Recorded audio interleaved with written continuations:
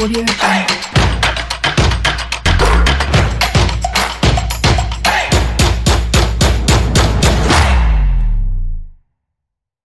Le Barça et le Real offrent un petit classico sans but, mais qui voit tout de même Zidane donner une leçon tactique à Valverde. De choses empoignades en février prochain, Liverpool à l'assaut de l'Atlético de Madrid. Real City, Chelsea, Bayern, Dortmund retrouve Tourelle et le Paris Saint-Germain. Lyon croise la route de Cristiano Ronaldo. Retafe s'oppose à l'Ajax. Nous parlons du tirage au sort des 8e et des 16e de finale de C1 et de C3. Nous déroulons le calendrier des majeurs, puis nous découvrons le thème sportif du jour, en fin d'émission. À la tribune de PFE ce vendredi, Ezekiel Ayataï, salut, bienvenue. Bonjour Angelo, bonjour à tous. Comment ça va? Ça va. Merci d'être comme là, Roméo CR7 dans les airs. On va en parler tout à l'heure. Roméo Yetor, hola. Hola Angelo, bonjour à tous les auditeurs. Vous allez bien? Ça va bien. Merci beaucoup. Franck Lunyama également est avec nous. Bonjour Franck Lunyama. Bonjour Angelo, bonjour le plateau, bonjour à ceux qui nous suivent. Merci d'être des nôtres. Nous saluons au plaisir. passage Sa Majesté Fifi à Sogbavir. Mise en onde de ce nouveau numéro 607 Anas PM. La vidéo est l'affaire des l'homme à Dovo à retrouver sur Radio Sport FM tg.com. La passion du foot européen, c'est parti.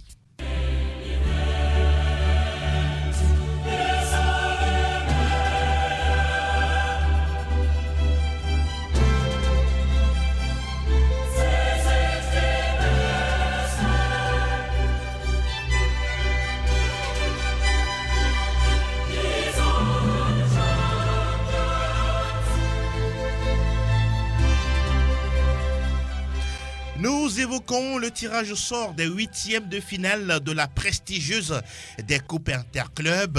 On a eu depuis lundi connaissance de ces affiches. Dortmund Paris Saint-Germain, Real Madrid City, Atalanta Valence, Atlético de Madrid Liverpool, et puis Chelsea Bayern, Lyon face à la Juventus, Tottenham Leipzig, et puis un intéressant Naples Barcelone. Alors Roméo Yetor, y a-t-il des chocs dans ces affiches que nous venons de préciter? Des chocs, pas véritablement, mais des matchs intéressants à regarder, pourquoi pas.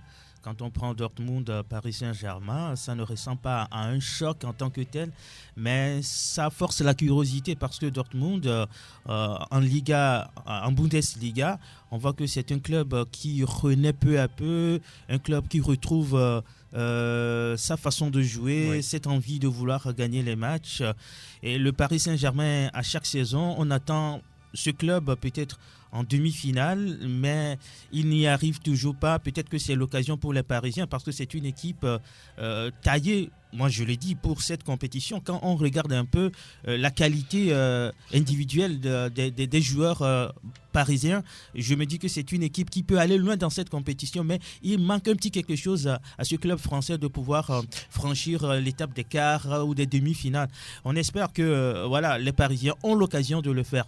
Maintenant, un autre match, Real Manchester City, oui, c'est un match vraiment sur le papier, oui, ça donne de la salive parce qu'on connaît bien le Real Madrid, même si ce club ne fait pas partie des têtes de liste lors des 8e de finale. C'est une équipe qui est habituée à la compétition. City avec Pep Guardiola, oui, on connaît bien la qualité de cette formation des Citizens. Une équipe qui a une attaque vraiment impressionnante, mais ce qui va handicaper un peu les Citizens, c'est la défense, contrairement au Real Madrid qui a eu une bonne défense. On l'a vu face au Barça, on va y revenir. Je crois que c'est un match intéressant à suivre également. En tout cas, Ezekiel, vous, parmi toutes ces combinaisons, est-ce qu'il y a des chocs pour vous? Des matchs super intéressants. Oui, avoir la forme actuelle du Real Madrid et le jeu habituel ou l'éternel jeu de City. Je crois que ça va être un match très intéressant. En voyant ou en suivant le match ou le Classico de la dernière fois, je me demande si le Real mettra en place la même tactique, c'est-à-dire en pressant les Citizens. C'est possible puisque c'est Zidane qui est Voilà, sur le banc parce que encore une fois. c'est une équipe qui est plus dangereuse quand elle possède le ballon. Alors, c'est l'ADN de City. Est-ce que Zidane osera le faire? Parce que c'est comme ça que Zidane a su faire déjouer le Barça. Donc, ce sera pareil. Maintenant, D'accord. est-ce que, parce qu'on sait qu'il... Parce que c'est Pep Guardiola qui est de l'autre côté. Voilà, Pourquoi vous dites ça? c'est Pep Guardiola. D'accord. Et Pep Guardiola, c'est aussi son style de jeu, presser l'adversaire, peu importe son pédigré. Je sais que c'est ce qui va se faire. Exactement. Donc ça s'annonce très intéressant ce match, surtout sur le plan tactique, quelle sera la réaction des deux entraîneurs. D'accord. Maintenant, le match PSG-Dortmund, Oui. je vois le match peut-être dans lequel il y aura plus de buts. D'accord. Un match ouvert. Oui, parce que ce sera un match ouvert. Je ne vois pas le PSG. Le Paris Saint-Germain, il semble qu'on se frotte déjà la main côté francilien. Ah, c'est trop tôt, je pense, parce que cette équipe de Dortmund a beaucoup de qualité. C'est une équipe qui peut surprendre. Oui. Autant elle peut facilement couler, autant elle peut résister jusqu'au bout. Oui. C'est une équipe qui a les moyens L'Inter en sait quelque chose. Hein. Voilà, c'est une équipe qui a les moyens de marquer des buts. Donc ça s'annonce aussi intéressante comme affiche. Et maintenant, la réaction du champion en titre, Liverpool, face à l'Atlético Madrid, même si cette saison... Un bon morceau pour les Liverpooliens. Oui, je pense c'est une belle affiche, c'est une belle opposition. Oui. Même si cette saison, l'Atlético ne garde plus les bus, l'Atlético essaie de jouer au football. Mais si Liverpool prend le dessus, on peut toutefois retrouver l'ancien l'Atlético qui accepte de subir le match et de procéder par des contres. Et là, ça donnera un match, je crois, plaisant tactiquement à suivre. Franck Lougnama, Chelsea-Bayern, ça nous rappelle une finale de 2012. Et puis Lyon qui va jouer face à Cristiano Ronaldo, Naples-Barcelone, Atalanta-Valence. Oui, ces matchs, on dira que c'est pas des matchs aussi relevés, surtout lorsqu'on prend le tirage qui donne Naples-Barça. On sait que Naples, ces derniers temps, a des difficultés avec les problèmes au niveau administration, le président qui se mêle à ce qui se fait sur le terrain et le départ de Carlo Ancelotti, l'arrivée de Gennaro Gattuso. Je pense que c'est vrai, c'est jusqu'en février, mais cette équipe, à mon avis, n'aura pas le temps de se stabiliser avant de recevoir... Vous pensez qu'elle est déjà en totale cassure, le Napoli? Oui, au niveau administration, Koulibaly qui est aussi blessé. Donc, ça donne un petit avantage au Football Club Barcelone. Maintenant, ça reste un match de football. Mais ça reste quand même le syndrome de l'AS Rome, de Rome, oui, le syndrome de Liverpool. Oui, dans ça la tête tout des peut joueurs. arriver. Donc, il ne faut pas que les Blaugrana se frottent les mains. Et nous prenons par exemple Valence-Atalanta. Ah oui, ça aussi. C'est un nouveau venu à ce niveau de la compétition. Je dirais que Valence a un peu plus d'avantage pour avoir joué à 2 ou 3 reprises des finales de la Ligue européenne des champions. C'est plus facile sur le papier les Valenciens. De l'autre côté, lorsqu'on prend le match Tottenham-Leipzig, ça va jouer au football. Leipzig ne ferme pas. C'est des joueurs qui vont vers l'avant avec un Timo Werner qui est prêt à tout faire. Tottenham également avec les Lucas Moura, Harry Kane, des joueurs prêts à aller au front, surtout avec le nouvel entraîneur José Mourinho. Lyon-Juventus. Ah oui. Je dirais semble qu'il y a déjà de la frayeur côté Gaune. C'est un chemin de croix un tout petit peu pour les Lyonnais parce que là, aucun club français n'est arrivé à éliminer la Juventus à ce niveau de la compétition. Et puis, le malheur pour eux, c'est d'avoir perdu 2 de leurs joueurs majeurs. Et ça va être très compliqué. Lemar qui ne veut pas venir. Donc, je pense que là, ça va être très compliqué. Et comme toujours, ça reste un match de football, mais le match phare, ce sera le match du tenant du titre, Liverpool. On verra la réaction, ce que va proposer les hommes de Jürgen Klopp face à un entraîneur fougueux qu'est Diego Simeone et qui a un peu changé l'ADN de sa vision, l'ADN de son football et qui ouvre un peu le jeu. Donc ça reste un match vraiment plaisant à voir et indécis. Chelsea-Bayern, vous voulez vous mouiller là-dessus? Oui, Ezekiel? Je donne l'avantage au Bayern parce que du côté de Chelsea, c'est vrai qu'il y a de la jeunesse, il y a de la qualité, mais il y a de l'inexpérience et c'est cette inexpérience qui peut jouer contre ou qui va jouer, je pense, contre cette équipe face à un Bayern qui se montre quand même très réaliste dans cette compétition cette année, qui marque assez de buts et donc qui, je pense, même dans la difficulté, devra passer. Ouais, Roméo, vous je voyez la vois même chose? également le Bayern, parce qu'on a Bayern a deux visages. Oui. Le Bayern de la Ligue des Champions est carrément différent de celui qu'on voit En en championnat. Bundesliga. D'accord. Le club qui a marqué plus de buts lors de la phase de poule, Oui. c'est bien sûr le Oui. Bayern, Aucune avec le meilleur défaite. buteur Aucune défaite, Robert voilà. Lewandowski, qui fait partie également des meilleurs passeurs. Je pense qu'en Oui. Ligue des Champions, le Bayern est en bonne santé. Ah oui, Ouais, en tout faveur cas. des pronostics oui, Franck pour les Munyama, Bavarois. Hein, n'est-ce pas? aucune expérience, on va J'ai- dire, entre griffes pour les agneaux. Ouais, les on va baby dire, blues, oui, les baby blues. de Chelsea face à la Furia. Est-ce que vous comparez cette équipe de l'Ajax, de Chelsea à celle de l'Ajax, qui est Oui, très, très un jeune, tout petit mais peu, qui manque oui, la souvent jeunesse, d'expérience, il y a là. la fougue, il y a l'insolence, il y a une certaine détermination, mais à un moment donné, il manque un tout petit peu quelque chose pour permettre à cette équipe de pouvoir avancer. Lorsqu'on regarde un peu les prestations de Chelsea sur les 5 derniers matchs, Oui, il y a une en petite championnat. victoire sur les 5, ce qui veut dire Exactement. 3 points pris sur 15 possibles.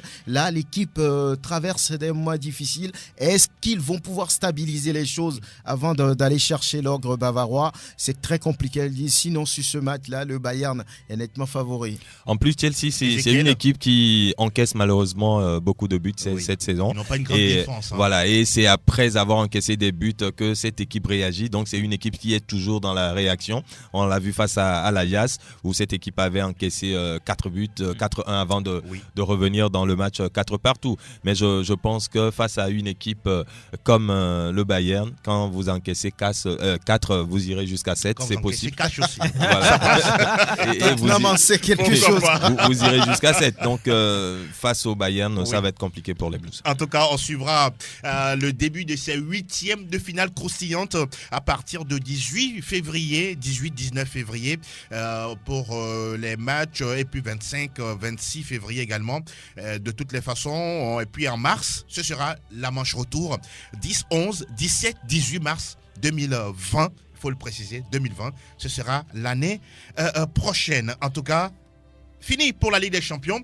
Nous remontons le générique PFE, nous parlons de la Ligue Europa. Alors, le club qui nous intéresse par rapport à ce tirage au sort au niveau de la Ligue Europa, c'est Retafe de Jeddah Konam. Ah oui, messieurs qui tirent l'Ajax. Ça sent pas bon là. Il va falloir être prêt. Hein, il va falloir être prêt. On sait que souvent, Retafe montre une certaine solidité en défense avec le capitaine des éperviers, Jeddah Konam. À ce niveau, ils peuvent tenir la route maintenant sur le plan du jeu.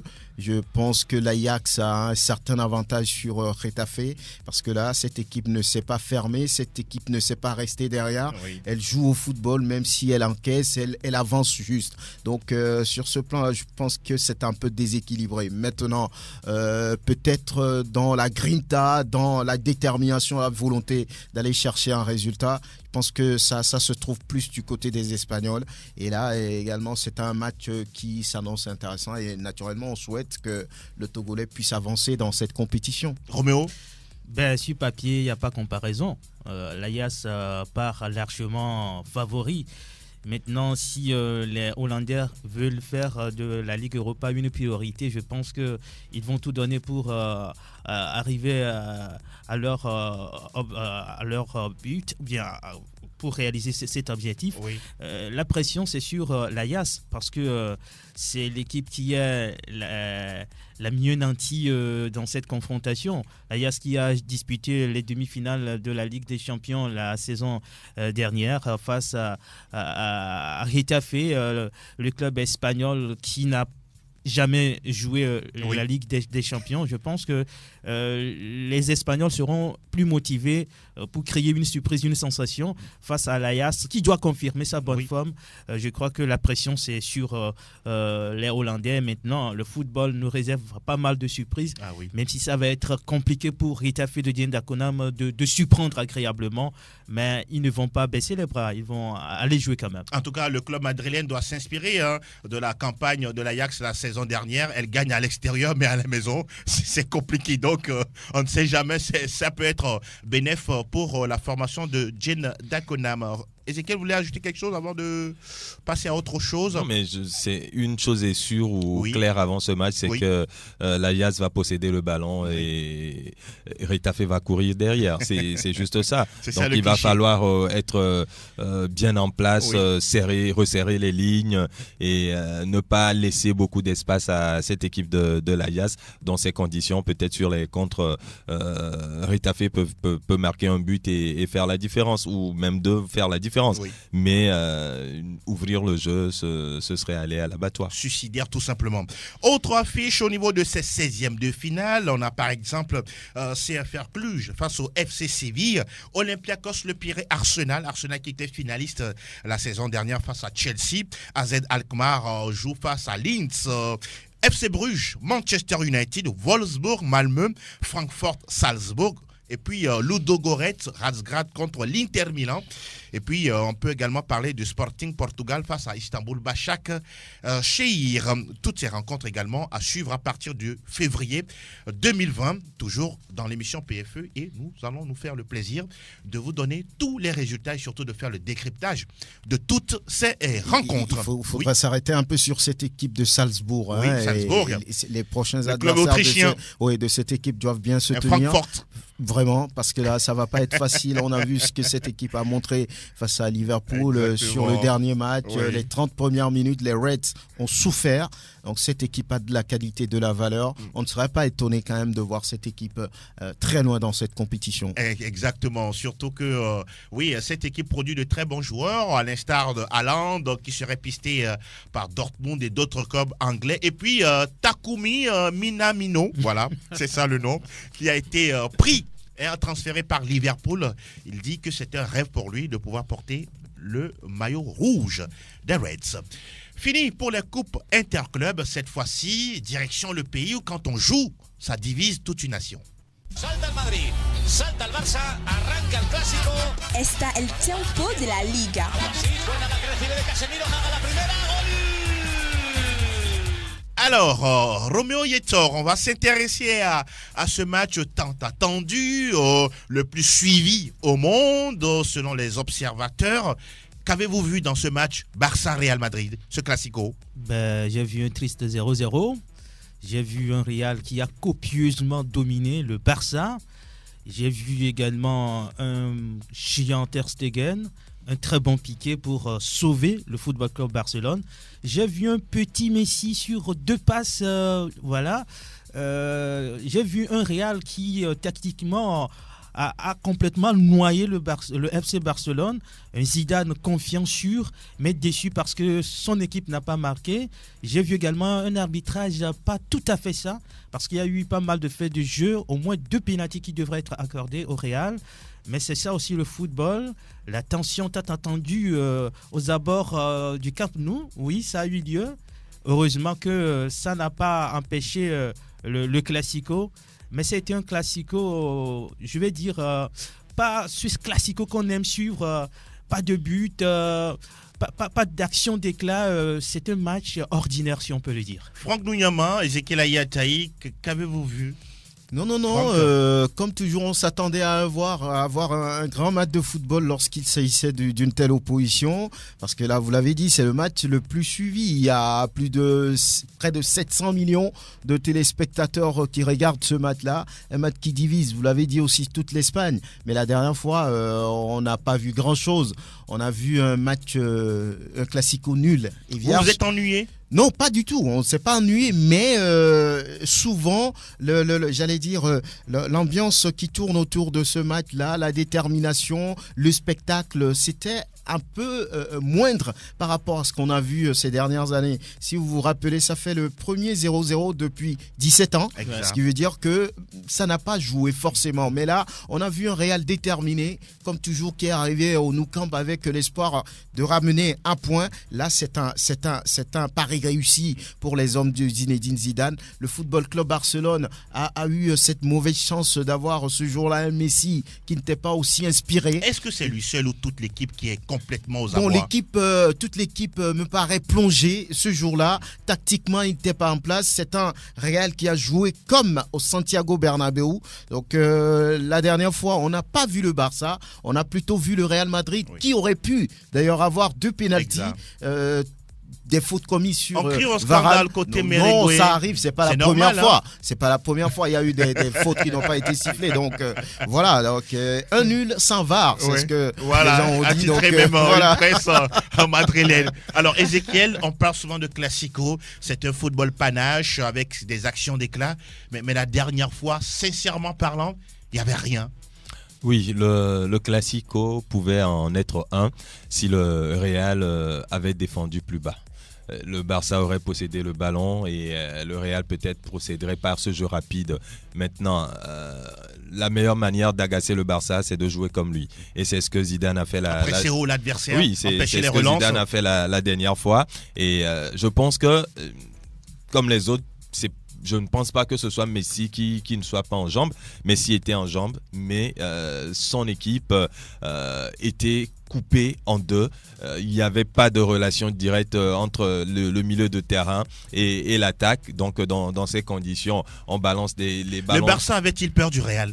Non, le Barça n'avait pas peur du Real, mais le Barça, le Real a su faire déjouer le Barça tout simplement. Le Barça pressé qui n'arrivait pas à sortir les ballons, c'était compliqué dans ces conditions-là. On ne peut jamais voir un grand Barça. Et à chaque fois, ou dans tous les matchs où le Barça a été pressé de la sorte, on a toujours vu un petit Barça, et c'est ce qui arrive d'ailleurs même en championnat, en Liga cette saison. On l'a vu même la dernière fois face à la Real Sociedad. C'était pareil, il y a eu un pressing très haut et le Barça n'a jamais su s'en sortir. C'est là où je me demande quel est le rôle que joue Valverde, l'entraîneur. Parce que depuis le début de la saison, à chaque fois que le Barça est en difficulté, c'est de la sorte. Et Valverde n'arrive jamais à trouver la solution pour résoudre cette équation-là. Donc c'est compliqué pour le Barça. Oui, c'est vrai qu'on a vu un grand Real, mais moi j'ai vu un Real peut-être qui par moment possédait le ballon, mais qui ne s'est pas montré, à mon avis, réaliste. Et c'est le problème du Real Madrid depuis le début de cette saison. Depuis que le Real, d'ailleurs... Vous pensez qu'il y a un joueur qui leur manque ? Oui, je le crois bien. Le Real arrive quand même à dominer cet adversaire, mais c'est pas un Real tueur. C'est pas un Real qui arrive à faire la différence. Il y a eu beaucoup de matchs nuls pour le Real, justement, oui, dans la Liga ou en Liga, mais des matchs dans lesquels le Real a dominé pourtant son adversaire, mais n'arrive pas à faire la différence. C'était encore le cas la dernière fois. Et moi, ma petite déception du côté du Real, oui, c'est peut-être ce côté droit, hein, parce que je dirais que le Real est un peu hémiplégique. Le côté droit est faible parce que... Occupé par Gareth Bale. Tous les matchs, tous les ballons ou les ballons les plus dangereux, c'était oui, plutôt sur le côté gauche, oui, et donc sur le côté droit, ce n'était pas ça. Et puis le milieu de terrain, Isco, Casemiro et Valverde, c'était un milieu, disons... qui apporte l'équilibre, hein, au bloc. N'est-ce pas quand même assez curieux de voir Valverde titulaire dans un Classico ?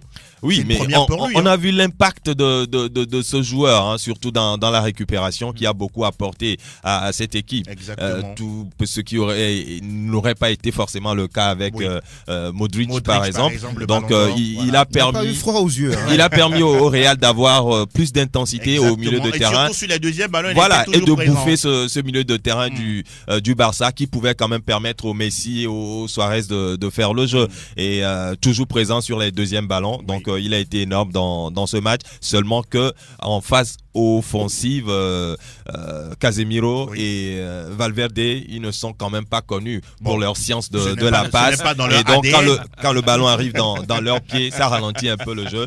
Ils font peut-être plus de touches, oui, ce que Kroos aurait fait en une passe. Voilà. Alors, Franck Lunyama, on va revenir toujours dans ce Classico. Est-ce qu'aujourd'hui, les grands anciens catalans, Xavi, Iniesta, tous ceux qui ont quand même donné une certaine verve à cette équipe-là, doivent regretter le jeu produit par Valverde et ses hommes?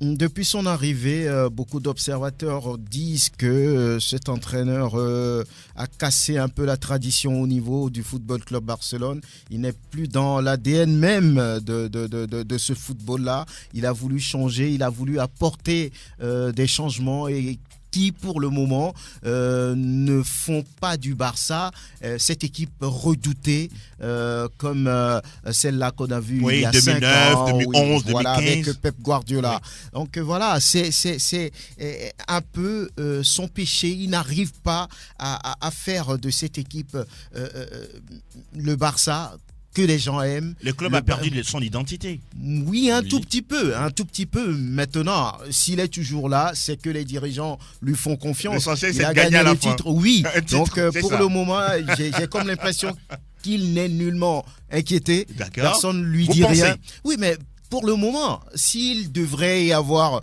des pressions, je pense qu'il aurait pu peut-être changer quelque chose. Il est là, il est libre, il fait ce qu'il veut depuis.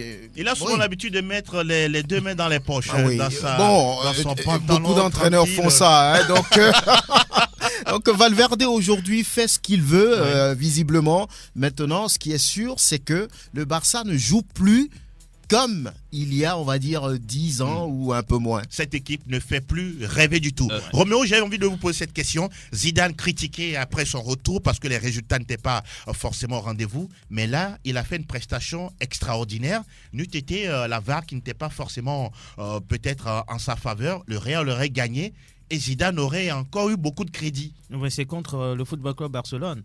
Faire un tel match face au Barça, les observateurs du foot savent que ce n'était pas facile.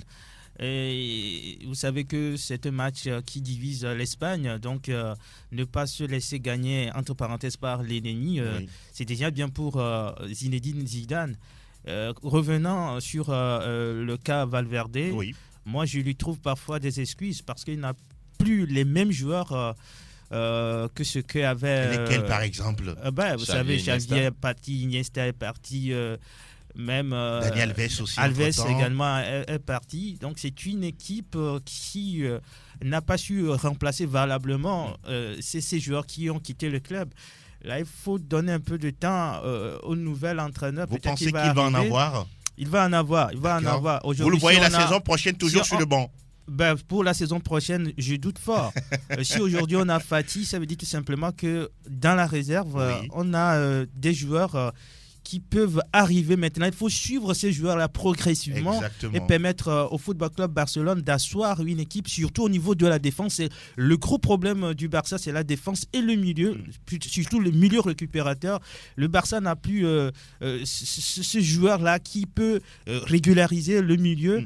Si on arrive à trouver un joueur capable de tenir le milieu de terrain, je crois que le Football Club Barcelone peut redonner ce foot-là qu'on aime tant, à condition qu'on change bien sûr l'entraîneur, parce que lui aussi n'arrive pas à pérenniser cette tradition-là, même si les joueurs ne sont pas là pour respecter fidèlement cette tradition. Au moins, il faut essayer de proposer quelque chose, au moins où l'équipe est dominée, pressée. Que fait le Football Club Barcelone?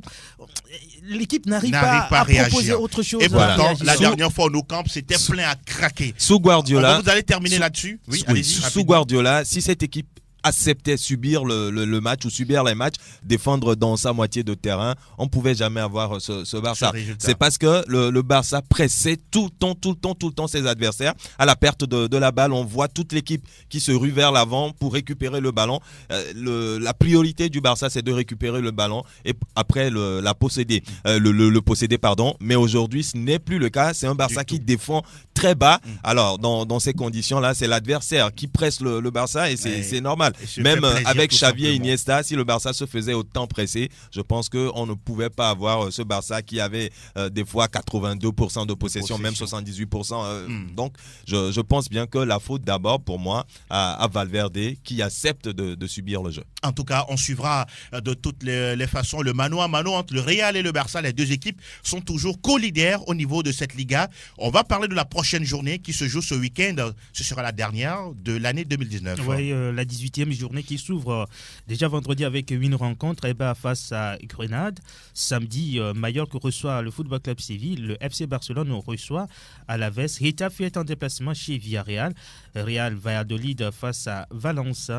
Dimanche 22 décembre, Leganés face à Espanyol Barcelone. Osasuna contre la Real Sociedad. Atlético Madrid est attendus sur la pelouse du Betis Séville. Levante face au Celta Vigo.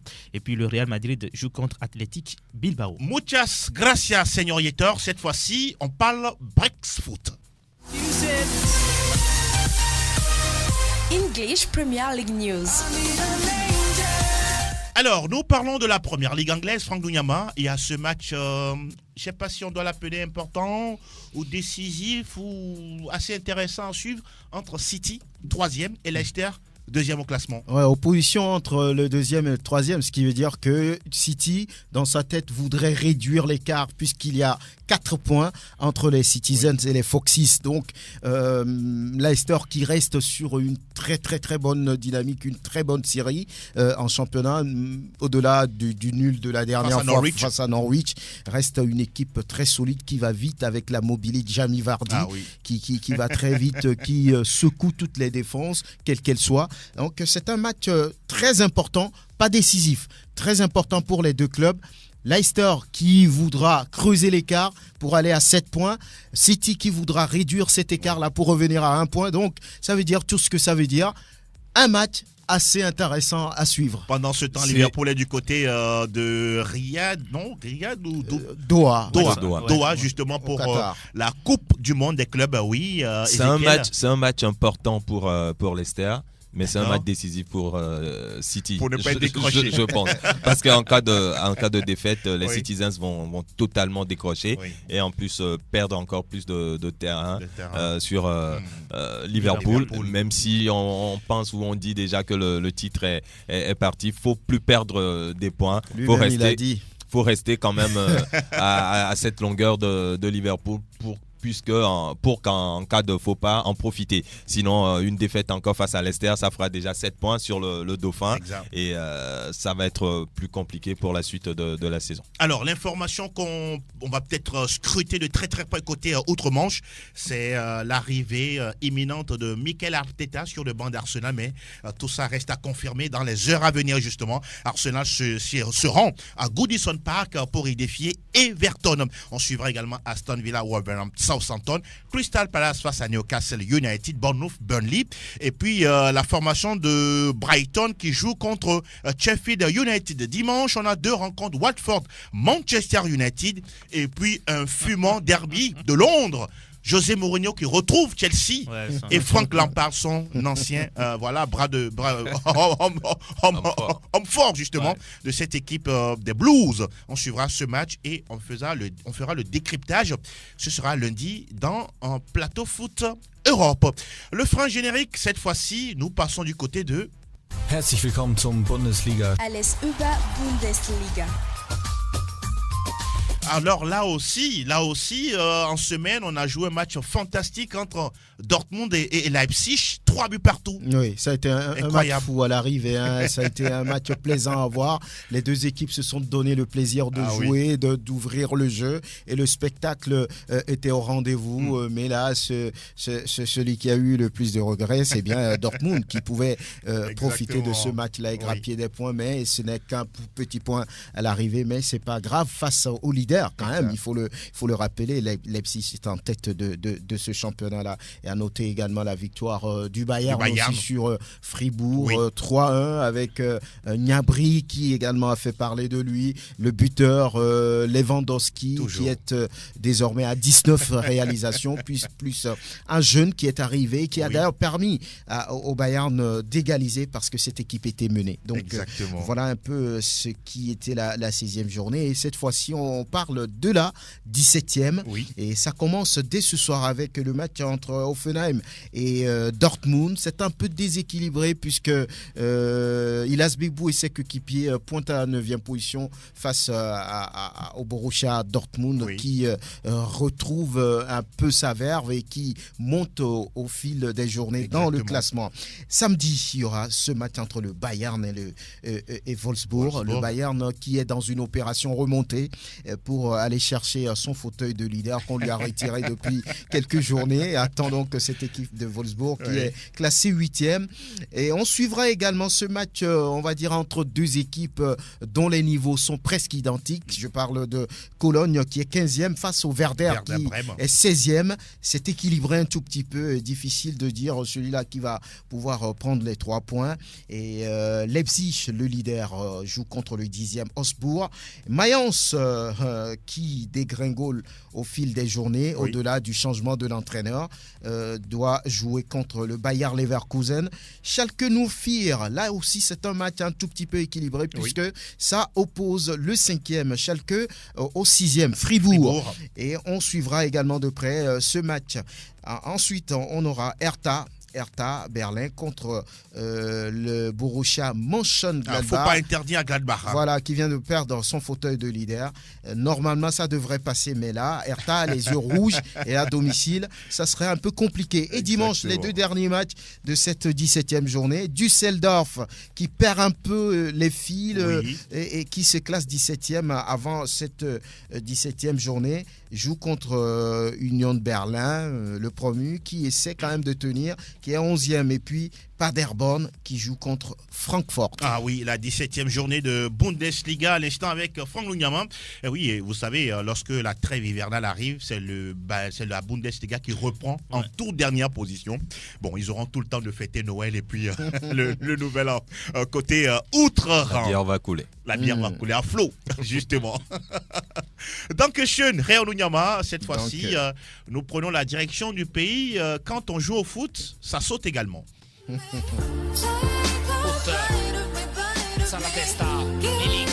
Tutto calcio Italia. Spacca la porta, segna anche il Team Cup. Nous nous intéressons à la Serie A italienne avec son patron qui n'est autre que Ezequiel Ayataï. Ah oui, on va parler de 2 informations importantes du côté de la Serie A italienne. Cristiano Ronaldo qui saute à près de 2,56 m. On n'est pas dans les Jeux Olympiques, hein. Non, pas du tout. Et il est surnommé RCR7. Expliquez-nous. Vous savez la différence entre la Serie A et les autres championnats, les autres majeurs? Non. Voilà, les autres majeurs se jouent sur la planète Terre et la Serie A sur Mars. Et Cristiano Ronaldo a encore une fois ébloui toute la planète, tous les amoureux de football, les réseaux sociaux. Les réseaux sociaux. Avant de vous parler de ce but, il y avait un fait marquant sur le but justement. On a vu Ranieri, l'entraîneur de la Samp, qui a applaudi. D'accord. C'était pas voulu, mais il a applaudi avant de se rendre compte qu'il a applaudi le but de l'adversaire. Un adversaire. Et il a commencé par sourire. Voilà. C'est aussi ça, Cristiano Ronaldo. Ah, la classe italienne. Et puis, j'ai essayé de faire un peu le tour des journaux italiens. Oui. Le Martien fait voler la Juve. Hein, selon Tuttosport, c'était la une. Et à la une de Corriere dello Sport, c'est volare haut pour dire avec ascenseur. Il est allé très haut. Quotidiano Sportivo qui dit CR7 au ciel, la Juve vole. Et puis la Gazzetta dello Sport qui dit vole CR7 vole pour dire R.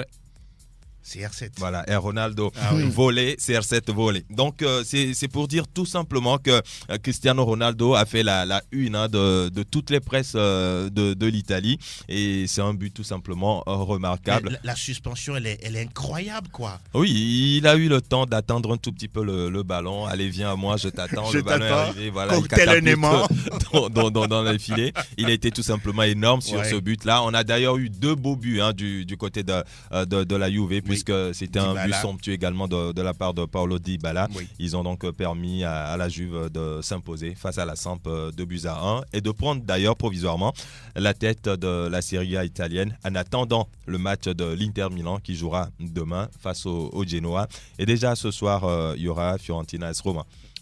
Roméo et Franck, vous voulez placer un petit mot? Oui, non, c'est juste surprenant. Il a toujours soif de faire mieux. 34 ans, il arrive encore à faire des choses aussi extraordinaires. La suspension en l'air, ce qui veut dire que... Un autre joueur n'aurait même pas cherché il est allé chercher le ballon. C'est dire tout simplement que le joueur continue de travailler parce que pour faire ces genres de sauts, il faut avoir des abdominaux solides. Exactement. des cuisses assez bien en place. Il arrive à le faire avec toute cette suspension. Je me demande s'il joue au volleyball également. On dirait qu'il attendait le ballon. Donc, c'est juste extraordinaire. Et ce n'est pas son saut le plus haut. C'était celui-là qu'il a fait contre Manchester il y a United, 7 ans. Donc, il est coutumier du fait. Et c'est l'homme, c'est Cristiano Ronaldo. C'est un monstre athlétique. On veut placer un petit mot. Ce qui parfois me fait sourire, c'est toute la communication qu'il y a autour de ça. Et ce qui avantage Cristiano et Messi, quand on parle de ballon d'or, ça compte également pour le prochain ballon d'or. Ah oui. Donc, ne soyons pas surpris si on voit Messi-Cristiano gagner chaque fois ballon d'or. Ouais. Voilà, ça fait partie également de la communication. Et l'homme, son abnégation, son dévouement à ce qu'il fait, et ça paie parfois. Marquer un tel but, ce n'est pas donné à n'importe qui, même si un autre joueur africain peut le faire également. Mais il faut faire une communication autour de la chose. Aujourd'hui, nous sommes contents de voir Cristiano Ronaldo, avec son âge, marquer un tel but, c'est bien. Et surtout, c'est un but important pour son équipe. Absolument. C'est vrai, on avait vu par exemple en rejoignant Roméo. Omambique allait très haut dans le ciel en 90 face à l'Argentine en ouverture du mondial. Oui, il y a eu un retourné acrobatique de Patrick Mboma face à la France également dans une compétition. On se rappelle également de ça. Et le commentaire sur ce saut de Omambique, c'était juste « Oh, quelle détente !» Et ça s'est arrêté là. Voilà, le monde a recommencé par tourner comme ça devait La l'être. deuxième information côté Serie A, c'est Gigi Buffon qui égale un certain Paolo Maldini en nombre de matchs disputés en Serie A italienne. Oui, ce sont des joueurs éternels, comme on peut le dire, parce que on a commencé par voir Didi Buffon sur les terrains de football. Ça remonte à très longtemps. En 95. Voilà, et l'homme est toujours là, en train de jouer. Oui, pour un gardien, c'est peut-être plus facile à faire que pour un joueur de champ, mais on a vu d'autres gardiens qui n'ont pas pu le faire. Donc il faut déjà avoir une hygiène de vie exceptionnelle pour rester aussi longtemps sur la scène. Donc on dira tout simplement félicitations à ce monsieur qui va continuer jusqu'à la fin de la saison et peut-être ne va même pas s'arrêter. Et donc il va battre de loin ce record de Maldini. Et voilà, c'est quand même une bonne chose de voir ces joueurs, ces anciens-là apporter quand même peut-être ce qui manque ou ce qui agrémente le football, les records. En tout cas, Gigi Buffon, sacré grand gardien de l'Italie. Alors, on va avoir une idée sur le calendrier du week-end dans le Calcio. Oui, le calendrier du week-end, comme je le disais déjà ce soir, il y aura la réception de la Roma par la Fiorentina. Et samedi, trois matchs sont au programme. Udinese et Cagliari. L'Inter Milan, pour revenir à hauteur de la Juve, reçoit le Genoa. Une victoire s'impose donc. Et puis le déplacement de Spal Ferrara sur la pelouse du Torino. Dimanche, les autres matchs de cette journée. L'Atalanta Bergame reçoit le Milan AC. Le match, on dira, au sommet de cette journée. Et Parme accueille Brescia. Bologne se rend à Lecce. Puis le dernier match oppose Sassuolo au Napoli. Le Napoli mal en point. Et on rappelle que la Supercoupe d'Italie se joue ce 22 décembre. Et ce puis, sera du côté de Riyad. À noter également que grâce à ce but, Cristiano Ronaldo revient dans le classement des buteurs, puisqu'il revient à hauteur de Lukaku et de Joao Pedro avec 10 réalisations, même si Ciro Immobile est loin devant avec 17 buts. Merci de le préciser. La Supercoupe d'Italie qui ne se joue pas au niveau de la péninsule, mais du côté de Riyad en Arabie Saoudite, allez comprendre quelque chose. Ce qui est normal. Le foot aujourd'hui, c'est du business. Fini pour la Serie A. Cette fois-ci, nous bouclons le tour des majeurs par Monaco, le champion. Et quel spectacle pour une dernière victoire. 100% Ligue 1, Conforama. Lacazette réussit le sien, 28e but de la saison sous les couleurs de Lyon avant de quitter le club. Alors, est-ce que Monaco va engranger une victoire face à Lille ce soir pour la 19e et dernière journée de la phase allée de la Ligue 1 Conforama? La question reste posée. Tous les matchs, s'il vous plaît, sont programmés pour ce samedi. On a Monaco-Lille, Strasbourg-Saint-Etienne, Nîmes qui est en déplacement du côté de Vélodrome face à Marseille. Alors Franck Lunyama, et on a lu sur les réseaux sociaux hier comme quoi les Crocos s'intéresseraient à Emmanuel Adebayor. Oui, je crois qu'il y a des journaux sérieux qui ont Comme publié, RMC Sport, par exemple. qui ont Voilà, publié cette information, ce qui veut dire que ça peut être considéré comme une vérité. Emmanuel Adebayor, libre de tout contrat depuis son départ du club turc de Kayserispor, intéresse les dirigeants des Crocos qui sont en difficulté en championnat. Ils sont dans la zone rouge. Complètement. Ils n'arrivent pas à marquer seulement 12 buts en 17 ou 18 journées. Oui. Donc, je pense qu'ils sont là-dessus. Maintenant, il semble que côté financier, ça va être compliqué. Parce que là... Il faut aller de négociation en négociation. En négociation, Adebayor demande souvent Ah oui. Bon. de grosses sommes. Mais montant, ils sont déterminés à y voilà, aller à le et prendre. mettent même dans le contrat une rupture lorsque le club descend en Ligue 2. C'est une prévision logique. Oui, Logique. Oui, pour puisque peut-être intéresser le joueur. C'est le dernier de la Voilà. classe. L'avant-dernier. Donc, Parce que Toulouse est bon dernier. Voilà. On compte sur l'ancien joueur du Real D'accord. pour relancer l'équipe. On verra bien ce que ça donne. Roméo, Mais cette information Oui, je pense que c'est bien pour Emmanuel. va Gilles rejoindre Adebayor. un autre Togolais là-bas, hein, Oui, Kevin Kevin Deke. Deke. Maintenant, est-ce que le joueur a encore cet objectif sportif de D'accord. continuer de jouer? Vous vous interrogez. Voilà, c'est une interrogation. Sinon, Adebayor peut faire un petit sacrifice s'il veut continuer toujours à être sur la pelouse. Sacrifice financier. Justement, D'accord. accepter perdre quelque chose et continuer de jouer pour faire plaisir surtout à ses fans. C'est ça ce qui est important parce que je ne vois pas Nîmes débourser autant d'argent. Payer Emmanuel Adebayor, mais il est cher chez Emmanuel Adebayor. Attention, il est très très cher. Hein. L'ancien capitaine des Éperviers. Nous rappelons que cette équipe de Nîmes, ce ne serait pas la première pour un club français pour Adebayor. Il est passé par Metz et puis Monaco. Ouais. Vous pensez que ça pourrait le faire dans les jours à venir pour le mercato hivernal? La balle reste dans le camp d'Emmanuel Adebayor. Si Adebayor veut jouer à Nîmes, ce sera à Adebayor de faire des sacrifices pour pouvoir jouer. Parce que Nîmes ne pourrait quand même jamais payer autant d'argent à Adebayor. Maintenant, c'est aux joueurs de savoir ce qu'il veut pour la suite de sa carrière. S'il veut toujours continuer, voilà, il y a le désir du club est là, les propositions sont là, donc à lui de... Le challenge également. Voilà, le challenge est là, à lui de les accepter et de revenir sur les pelouses de la Ligue 1. Ça fera du bien quand même de le voir revenir à la compétition, jouer dans un championnat autant médiatisé. Exactement. Et voilà, donc je pense que c'est un bon challenge pour lui.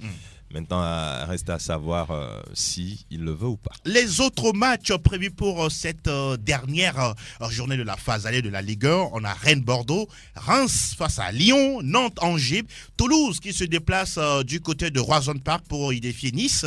On aura également un intéressant Paris Saint-Germain-Amiens. Est-ce que Tourelle va faire tourner pour faire plaisir aux joueurs pour la Noël? Bon, on ne sait jamais. Montpellier qui joue face à Brest et puis un intéressant Metz-Dijon. Voilà qui est dit en ce qui concerne la Ligue 1 Conforama. La reprise, ce sera le 10 janvier 2020. Ça vient vite, hein, c'est bientôt l'année 2020. Alors, on va remonter le générique PFE et nous allons boucler avec le terme sportif. Vous venez de nous rejoindre, vous êtes dans l'émission Plateau Foot Europe, numéro 607 avec Ezekiel Ayataï, Franck Nounyama et puis Roméo Yeter.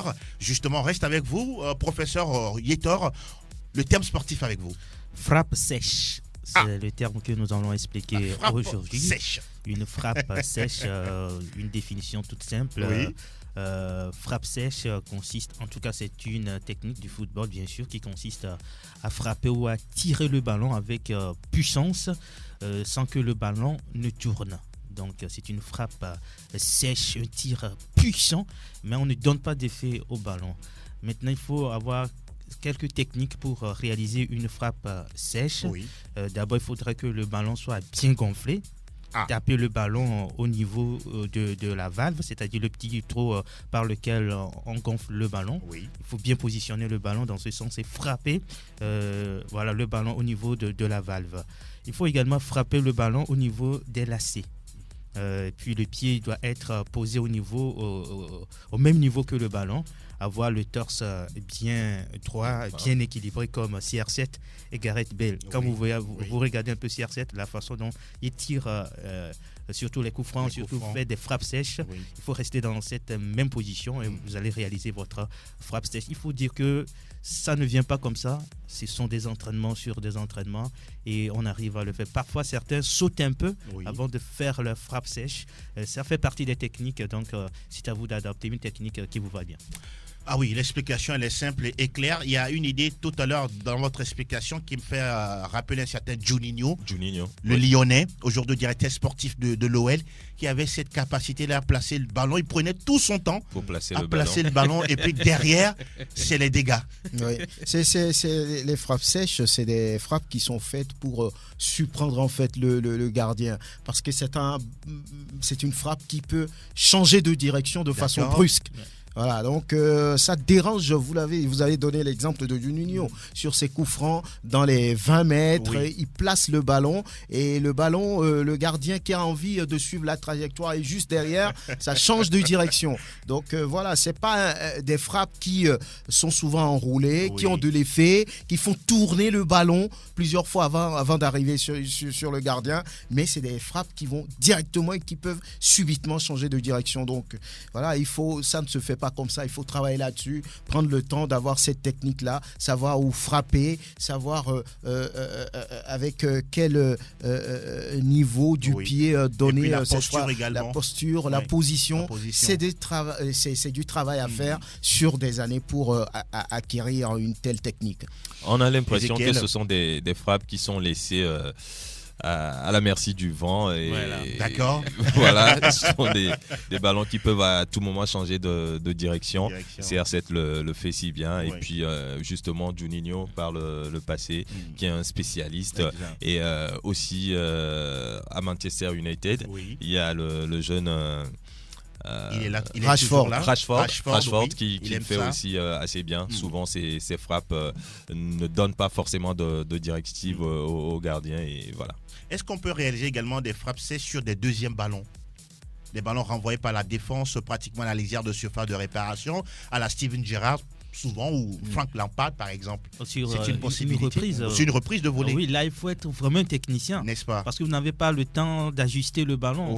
Donc il faut prendre le ballon au bon moment, surtout au niveau des lacets. Si vous arrivez à prendre le ballon à ce niveau, là vous pouvez réaliser votre frappe sèche. Mais là il faut être vraiment un bon technicien. Et souvent quand ça arrive, on reprend le ballon de la sorte, mais on voit le pied d'appui qui reste droit, le pied d'appui qui ne bouge pas pour permettre au ballon de...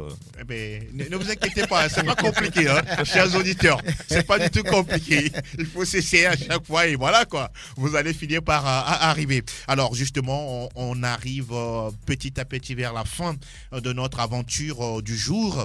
Ezekiel, aujourd'hui, Roméo, Franck Lunyama et l'homme à devant, Anas PM, c'est une journée spéciale pour une collègue, une sœur, une amie, une Catalane dans l'âme. Yvette Pousset qui souffle une bougie de plus. Peut-être la dernière fois, elle n'est pas très contente par rapport à ce score, mais bon, c'est le foot. C'est le foot. On va lui souhaiter un joyeux anniversaire avec cette mélodie. Peut-être, oui, Anas va faire de l'autre côté. Alors pendant ce temps, on va se permettre quelques salutations. Roméo, on commence avec vous.